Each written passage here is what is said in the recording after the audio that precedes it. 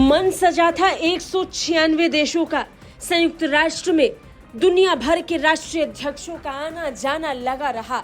भाषणों का दौर जारी रहा और इन सब के बीच में सामने आ गई एक ऐसी तस्वीर जिसने अमेरिका और यूरोपीय देशों को संकट में डाल दिया, तनाव में डाल दिया। तनाव ऐसा कि पश्चिमी देश इसे भुलाए नहीं भूलेंगे। महाबैठक का दौर शुरू हुआ और मजमा ब्रिक्स देशों का लग गया। संयुक्त राष्ट्र की बैठक से इतर अमेरिका में रूस, चाइना और इंडिया की एक ऐसी बैठक हुई जिसने सबको हिलाकर रख दिया और वो बैठक थी ब्रिक्स देशों की। ब्रिक्स के सदस्य देश ब्राजील, रूस, भारत, चीन, दक्षिण Africa, Argentina, Egypt, Ethiopia, Iran और सऊदी अरब ने उस महाबैठक को पूरा किया जो अमेरिका की धरती पर हो रहा था। खुद अमेरिका ने भी ये नहीं सोचा था कि जिस ब्रिक्स का वो विरोध करता आया है, जिस ब्रिक्स को लेकर वो बार बार भारत से सवाल पूछता आया है, उसकी बैठक उसी की धरती पर हो जाएगी। और फिर होती भी क्यों ना, आने वाले कुछ ही महीनों में ब्रिक्स की एक और बैठक होने वाली है जिसके लिए तैयारियां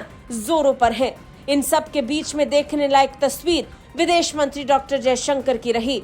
विदेश मंत्री डॉक्टर जयशंकर ने इस बैठक में पहुंचते ही दुनिया भर के मुद्दों पर ब्रिक्स देशों के साथ चर्चा की और भारत के विचारों को व्यक्त किया। विदेश मंत्री डॉक्टर जयशंकर ने संयुक्त राष्ट्र महासभा के 69वें सत्र से इतर ब्रिक्स विदेश मंत्रियों की बैठक में हिस्सा लिया और इसी दौरान बहुपक्षवाद में सुधार और विकास को मजबूत करने की आवश्यकता पर जोर देते हुए उन्होंने बहुध्रुवीय एवं वैश्विक विविधता के लिए ब्रिक्स के महत्व को रेखांकित किया।